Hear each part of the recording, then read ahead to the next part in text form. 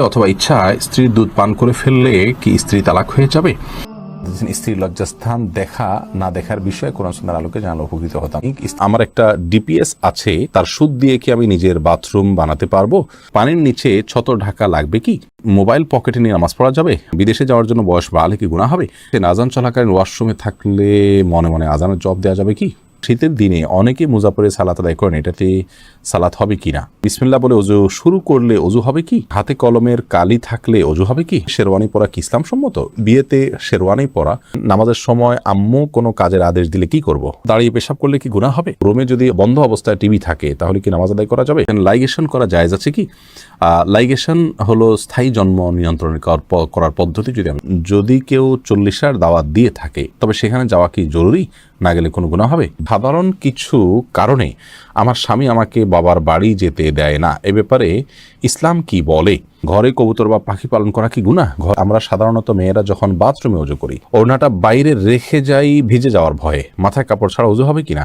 প্রাপ্তবয়স্ক হওয়ার পর যদি জানতে পারি আকিকা হয়নি, সেক্ষেত্রে করণীয় কি? বয়স আমার অফিসে স্যারদের স্যালুট দিতে হয়, এখন স্যালুট দেওয়া কি জায়েজ হবে? জায়নামাজে আপনি লিখেছেন জায়নামাজের দোয়া কি পড়া লাগে? আর মেয়েরা কিভাবে সেজদা দিবে? অজুর সময় ঘাড় মাসে করার বিধান কি? অজুর বাসায় মেয়েরা কি মাথায় কাপড় ছাড়া থাকতে পারবে যদি বাসায় কোনো পরপুরুষ না থাকে? হাতে বড় নখ থাকলে কি অজু হবে? ইদ্যত পালন কতদিন করতে হয়? আজান চলাকালীন সময় নামাজ পড়া যাবে কি না? অজু করার পর বাচ্চার পেশাব হাতে লাগলে কি পুনরায় অজু করব নাকি শুধু হাত ধুলেই হবে? চলুন তাহলে আর বিলম্ব না করি, ইতিমধ্যে যে সমস্ত প্রশ্ন আমাদের কাছে এসে পৌঁছেছে সেগুলোর উত্তর দেওয়ার পালে আমরা প্রবেশ করি। আমরা সাধারণত মেয়েরা যখন বাথরুমে অজু করি, ওড়নাটা বাইরে রেখে যাই ভিজে যাওয়ার ভয়ে, মাথায় কাপড় ছাড়া অজু হবে কিনা? মাথায় কাপড় ছাড়া উজু হবে, কোনো অসুবিধা নেই। আপনি উজু করতে গেলে মাথায় কাপড় দিলে তো বরং কাপড় ভিজবে, এটাই তো স্বাভাবিক। আপনি মুখের চুলের গোড়া থেকে নিয়ে আপনার কানের লতিবন্ধ সব যখন ধুইতে যাবেন তখন তো আপনার ওড়না ভিজে যাবে, অতএব ওড়না খুলে উজু করতে কোনো অসুবিধা নেই। শেরওয়ানি পরা কি ইসলাম সম্মত? বিয়েতে শেরওয়ানি পরা এটি অবশ্যই ইসলাম অনুমোদিত এই অর্থে যে আমরা একটু আগে বলছিলাম যে পোশাক আশাকের ক্ষেত্রে পৃথিবীর যে অঞ্চলে মানুষ যেরকম পোশাক আশাক করে, বিশেষ করে বিয়ে শাদীতে যে কালচার মানুষের সমাজে প্রচলিত আছে সেই কালচার ধারণ করতে কোনো অসুবিধা নেই, যদি কোনো হাদিসে কোনো মৌলিক নির্দেশনার খেলাফ না হয়। অতএব পোশাক আশাকের ক্ষেত্রে আমরা এরকম পোশাক পরতে পারবো না এরকম নিষেধাজ্ঞা নেই। শেরওয়ানি পরা যাবে না এমন কোনো কথা নেই, বিধায় শেরওয়ানি পরাতে কোনো সমস্যা নেই, বরং বিয়ের দিন বিশেষ পোশাক পরাটাই হলো কাম্য। ইদ্যত পালন কতদিন করতে হয়? ভাইনুর নবী, ইদ্যত পালনটা কে করবেন এটার উপর ভ্যারি করবে। যদি কারো স্বামী মারা যায় তাহলে সেক্ষেত্রে 4 মাস 10 দিন ইদ্যত পালন করবেন, আর যদি কেউ তালাকপ্রাপ্ত হন তাহলে সেক্ষেত্রে 3 মাস তিনি ইদ্যত পালন করবেন, 3 মাসে ইদ্যত পালন করবেন, এটা ভ্যারি করবে। যদি কেউ 40-এর দাওয়াত দিয়ে থাকে তবে সেখানে যাওয়া কি জরুরি? না গেলে কোনো গুনাহ হবে? যাওয়া তো জরুরি মোটেই না, কারণ 40-এর যে আনুষ্ঠানিকতা এটি ইসলাম সম্মত আনুষ্ঠানিকতা নয়, এটা হিন্দুদের বিভিন্ন কালচার থেকে আমাদের সমাজে এসেছে, বিধায় আমরা সেগুলোতে যাব না। সেগুলো অ্যাভয়েড করা উচিত, কারণ সুন্নাহ বিরোধী কোনো কাজে মুসলমান যথাসম্ভব যাওয়া উচিত নয়। হাতে বড় নখ থাকলে কি অজু হবে? হাতে যদি বড় নখ থাকে তাহলে সেক্ষেত্রে এটি অন্যায় কথা, এটা গুনাহের কথা, কারণ মুসলমান নবী করিম সাল্লাল্লাহু আলাইহি ওয়াসাল্লামের যে সুন্নাতে দায়েমা বা সুনানুল ফিতরা সেগুলোর উপরে আমল করার চেষ্টা করবে। হাতে বড় নখ রাখা উচিত নয়, কিন্তু যদি বড় নখ থাকে এবং তিনি অজু করেন, অজু হয়ে যাবে, সেটা সম্পূর্ণ ভিন্ন বিষয়। হাতে কলমের কালি থাকলে অজু হবে কি? হবে, কারণ কলমের কালির কারণে হাতের আমাদের ত্বকের উপরে আলাদা কোনো স্তর পড়ে না। ঘরে কবুতর বা পাখি পালন করা কি গুনাহ? ঘরে কবুতর অথবা পাখি এগুলো পালন করাতে কোনো অসুবিধা নেই, কারণ পাখি এই পশু এভাবেই পালন করা হয়ে থাকে। বিশেষ করে পাখির ক্ষেত্রে যে পাখিগুলো খাঁচায় পালনযোগ্য, এভাবেই সেগুলো বেড়ে উঠেছে, জন্ম হয়েছে, জাতটাই এরকম, তাহলে সেগুলো পালা দোষণীয় নয়। তবে যে পাখি বাহিরে উড়ে চড়ে বেড়ায় সেগুলোকে বলপূর্বক আপনি বেঁধে রেখেছেন এবং খাবার দিচ্ছেন না, এরকম যদি হয় সেটাও জুলুম হবে। আমার একটা ডিপিএস আছে, তার সুদ দিয়ে কি আমি নিজের বাথরুম বানাতে পারবো? ডিপিএস এর সুদ দিয়ে আপনি নিজের বাথরুম বানাতে পারবেন না, কোনো গরিব মানুষকে বা পাবলিক টয়লেট ইত্যাদি করে দিতে পারেন, নিজে করবেন না। বিসমিল্লাহ বলে অজু শুরু করলে অজু হবে কি? কোনো সূরা পাঠ না করে বিসমিল্লাহ বলে যদি আপনি অজু শুরু করেন তাহলে অজু হয়ে যাবে। অজু শুরু করার জন্য কোনো সূরা পাঠ করার দরকার নেই, শুধু বিসমিল্লাহ পাঠ করেই অজু করার নির্দেশনা হাদিসে এসেছে। সাধারণ কিছু কারণে আমার স্বামী আমাকে বাবার বাড়ি যেতে দেয় না, এ ব্যাপারে ইসলাম কি বলে? আপনার স্বামী আপনার বাবার বাড়ি যেতে নিষেধ করলে সেটি তিনি অন্যায় করছেন, অবিচার করছেন, কারণ আত্মীয়তার সম্পর্ক ছিন্ন করা শরীয়তে অত্যন্ত জঘন্য অপরাধ। সে অপরাধ করতে আপনাকে বাধ্য করে তিনি অপরাধ কাজ করছেন, তিনি অন্যায় কাজ করছেন, আমরা আপনার স্বামীর প্রতি আকুল আবেদন রাখবো তিনি যেন তার এই ভুল অবস্থান থেকে ফিরে আসেন। আল্লাহ তাআলা তাকে সেই তৌফিক দান করুন। আর আপনি যদি পারেন তার এই অবিচার থেকে নিজেকে দূরে সরিয়ে রাখতে এবং আপনি আপনার আত্মীয় স্বজনের সাথে গোপন যদি সম্পর্ক রাখেন সেটা আপনার জন্য গুনাহ হবে না, তবে আপনাদের মধ্যে যেন কোনো ভুল বোঝাবুঝি না হয় সেদিকটা আপনাকে খেয়াল রাখতে হবে। মোবাইল পকেটে নিয়ে নামাজ পড়া যাবে? উত্তর হলো যাবে, কোনো অসুবিধা নেই, তবে নামাজ যাতে মনোযোগ নষ্ট না হয় সেজন্য সাইলেন্ট ইত্যাদি করে নেওয়া উচিত। বিদেশে যাওয়ার জন্য বয়স বাড়ালে কি গুনাহ হবে? বিদেশে যাওয়ার জন্য যদি বয়স বাড়িয়ে লিখতে হয় যে এত বছর না হলে সেটি করা যাবে না, তাহলে সেক্ষেত্রে আপনি ওই বয়স বাড়িয়ে লিখেছেন, অবশ্যই সেটি গুনাহের কারণ হবে, কারণ মিথ্যা বলা সর্বাবস্থায় ইসলাম হারাম করেছে। লাইগেশন করা জায়েজ আছে কি? লাইগেশন হলো স্থায়ী জন্ম নিয়ন্ত্রণ করার পদ্ধতি, যদি আমি ভুল না বলে থাকি এটা জায়েজ নয়। স্থায়ীভাবে জন্ম নিয়ন্ত্রণ করা ইসলামের দৃষ্টিকোণ থেকে জায়েজ নয়। সাময়িক যে জন্ম নিয়ন্ত্রণ করার পদ্ধতি আছে সেটি বিভিন্ন উপায়ে হতে পারে, আপনার কপাটি পরে হতে পারে বা আরও বিভিন্ন আপনার টেকনিক বা সিস্টেম আছে, সেগুলোর মাধ্যমে অস্থায়ীভাবে জন্ম নিয়ন্ত্রণ করা যেতে পারে। দাঁড়িয়ে পেশাব করলে কি গুনাহ হবে? দাঁড়িয়ে পেশাব করলে সেটা অনুচিত এবং অনুত্তম হবে, কারণ হলো দাঁড়িয়ে পেশাব করলে তার ছিটা আমাদের গায়ে এসে লাগে, অথচ পেশাবের ছিটা থেকে বাঁচার জন্য নবী করিম সাল্লাল্লাহু আলাইহি ওয়াসাল্লাম তাকিদ দিয়েছেন। কবরের আযাবের অন্যতম একটা বড় কারণ হলো পেশাব থেকে ভালো করে পরিচ্ছন্ন না হওয়া। এই জায়গা থেকে দাঁড়িয়ে সচরাচর পেশাব করা উচিত নয়। রাসূল আকরাম সাল্লাল্লাহু আলাইহি সাল্লাম সম্পর্কে আমাদের আয়েশা রাদিয়াল্লাহু আনহা বলেছেন এবং তিরমিজিতে হাদিসটি বর্ণিত হয়েছে, তার ভাষ্য হলো এরকম যে তিনি বলেছেন নবী আলাইহিস সালাম দাঁড়িয়ে পেশাব করতেন, এই কথা কেউ বললে তোমরা বিশ্বাস করবে না। সেই জায়গা থেকে দাঁড়িয়ে পেশাব করাটাকে অ্যাভয়েড করা উচিত এবং উত্তম।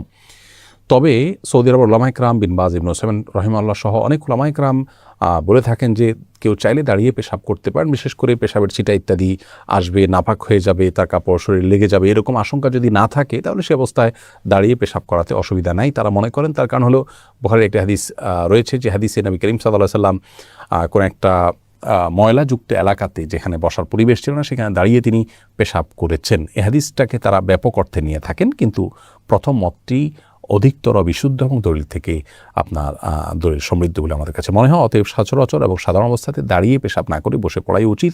রাসূল আকরাম সাল্লাল্লাহু আলাইহি ওয়াসাল্লাম স্বাভাবিক অবস্থায় সেটিই করতেন। বিশেষ কোনো কারণে কোনো জায়গায় বসার পরিবেশ নাই এরকম হলে সেখানে দাঁড়িয়ে পেশাব করা যেতে পারে।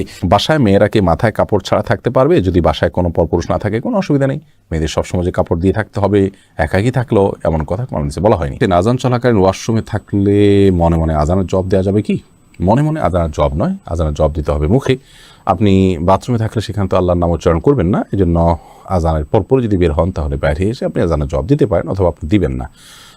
মনে মনে দিলে আপনি সেটা দিতে পারেন, আল্লাহর কাছে সওয়াব আশা করতে পারেন যে আমি চেষ্টা করেছি, আল্লাহ তাআলা সেজন্য সওয়াব দিতেও পারেন, কিন্তু আযান মূলত জবাব দিতে হবে মুখে, বাথরুমে সেটা করা যাবে না। অতএব করতে পারছেন না সেজন্য মনে মনে আপনি দিতেই পারেন আপনার মনের সান্ত্বনার জন্য, এবং আল্লাহর কাছে সওয়াবের আশাও আপনি করতে পারেন। জায়নামাজে আপনি লিখেছেন জায়নামাজের দোয়া কি পড়া লাগে আর মেয়েরা কিভাবে সিজদা দিবে? জায়নামাজের দোয়া বলতে শরীয়তে বিশেষ কোনো দোয়া নেই। আমরা জায়নামাজের উপরে দাঁড়িয়ে সরাসরি সালাত শুরু করব। আমরা যে ইন্নী ওয়াজ্জাহতু এরকম একটা দোয়া শিখেছি জায়নামাজের নামে, এরকম কোনো বিশেষ আপনার দোয়ার কথা কোরআন হাদিসে কোথাও বলা হয়নি। শীতের দিনে অনেকে মুজাফরে সালাত আদায় করেন, এটাতে সালাত হবে কি না? শীতের দিনে যদি মুজাফরে সালাত আদায় করেন কোনো অসুবিধা নেই, হয়ে যাবে। রুমে যদি বন্ধ অবস্থায় টিভি থাকে তাহলে কি নামাজ আদায় করা যাবে? রুমে বন্ধ অবস্থায় টিভি থাকলে সেই রুমে যদি আপনি নামাজ পড়েন তাহলে সালাত আপনার হয়ে যাবে। বিশেষ করে যদি টিভি বন্ধ থাকে তাহলে কোনো অসুবিধা নামাজ হয়ে যাবে, আর যদি টিভি চালু থাকে তাহলে সেক্ষেত্রে মনোযোগ নষ্ট হবে, এই জন্য অন্য কোথাও সালাত আদায় করা উচিত। প্রাপ্তবয়স্ক হওয়ার পর যদি জানতে পারে আকিকা হয়নি সেক্ষেত্রে করণীয় কি? বয়স্ক হওয়ার পরও আকিকা দেয়া যায়, এটি বেশিরভাগ ইমামদের মত। অতএব আকিকার যদিও সুন্নাহসম্মত সময় হলো 7ম, 14তম বা 21তম দিন, সেদিনগুলো পার হয়ে গেলেও আমরা আকিকা দিলে আকিকা হয়ে যাবে। আমার অফিসে স্যারদের স্যালুট দিতে হয়, এখন স্যালুট দেওয়া কি জায়েজ হবে?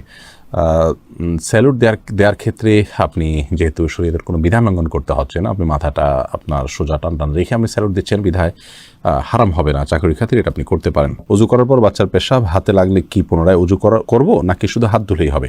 না, পুনরায় উজু করার দরকার নেই। বাচ্চার পেশাব যদি হাতে লেগেছে আপনার উজু অবস্থায়, তাহলে যে অংশে হাতে লেগেছে ওই অংশটা পানি দিয়ে ধুয়ে ফেললে চলবে। অথবা ইচ্ছায় স্ত্রীর দুধ পান করে ফেললে কি স্ত্রী তালাক হয়ে যাবে?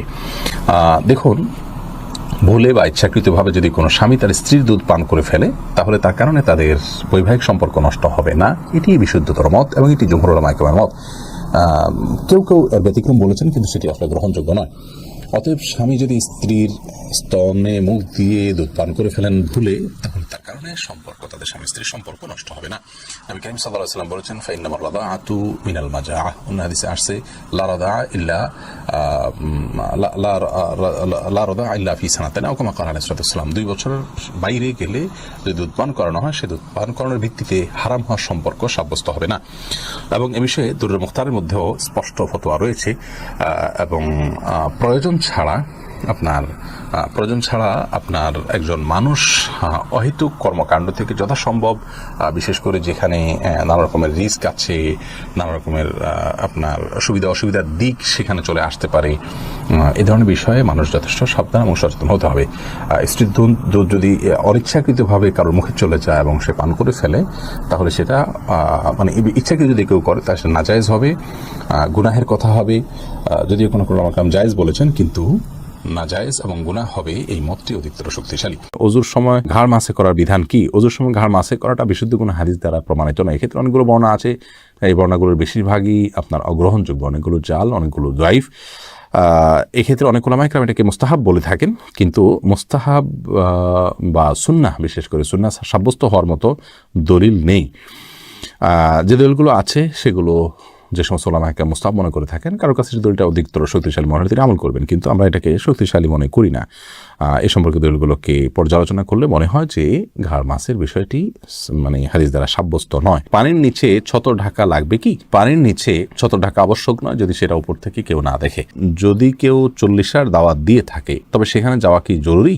না গেলে কোনো গুনাহ হবে? যাওয়া তো জরুরি মোটেই না, কারণ 40 যে আনুষ্ঠানিকতা, এটি ইসলাম সম্মত আনুষ্ঠানিকতা নয়, এটা হিন্দুদের বিভিন্ন কালচার থেকে আমাদের সমাজে এসেছে, বিধায় আমরা সেগুলোতে যাব না, সেগুলো অ্যাভয়েড করা উচিত। কারণ সুন্নাহ বিরোধী কোনো কাজে মুসলমান যথাসম্ভব যাওয়া উচিত নয়। আজান চলাকালীন সময় নামাজ পড়া যাবে কি না, এমডি আলাউদ্দিন আপনি প্রশ্ন করেছেন। আজান চলাকালীন সময় সালাত পড়া যেতে পারে, আজান চলাকালীন সময় যে নামাজ পড়া যাবে না এমন কোনো কথা কোরআনে কোথাও বলা হয়নি। তবে হ্যাঁ, আপনি জানেন যে এখনই আজান শুরু হবে, তাহলে আজানের জবাব দেওয়া সুন্নাত, সেজন্য শেষ সুন্নাতটা পালন করে তারপর আপনি সালাত পড়বেন।